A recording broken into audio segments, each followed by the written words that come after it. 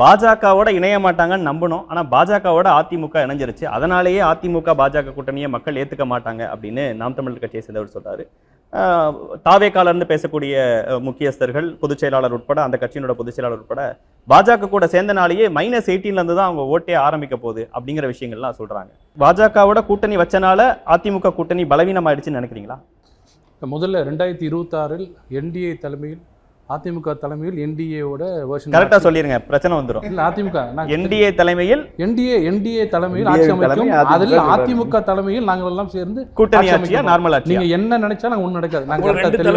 நாங்க ரெண்டு தெளிவா இருக்கிறோம். தேசியமும் தெய்வீகமும் சேர்ந்த ஆட்சி கண்டிப்பாக அது வந்து அதிமுக ஒத்துழைக்கும்.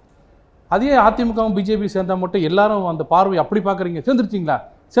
ஏன் அந்த எதிர்பார்ப்பு? ஏன்னா சேர மாட்டீங்க, நாங்கள் தனியாக குளிர்காயலாம்னு நினைக்கும் போது ரெண்டு சேர்ந்துட்டீங்க.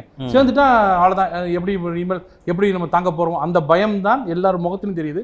எந்த கட்சி எல்லாரும் பயப்படும் போது திரும்பி ஜெயக்குமார் வந்து கிளியர் பண்ணிடுவாரு. அவரே ரொம்ப நாளா தேர்றோம் காணுமா? இல்ல நீங்க கூட்டணிக்காக நீங்க பேசுனது பிரச்சனை நம்ம எடுத்தோம் வச்சுங்களேன், இன்னும் 2-3 பக்கம் போவோம். அவரு நண்பர் பரந்தாமனுக்கு நம்ம சங்கடமாயிடும். திமுக என்ன சொல்லிச்சு, அதிமுக காங்கிரஸை பத்தி, காங்கிரஸ் என்ன சொல்லிச்சு, இதெல்லாம் கேட்டா வைகோ என்ன சொன்னான்னு கேட்டா இப்ப நம்ம ஜாலியா தான் ஆயிடும். அப்புறம் சீரியஸா பேச முடியாது, எல்லாம் ஜோக் ஆயிடும். அதில் விட்டுருங்க.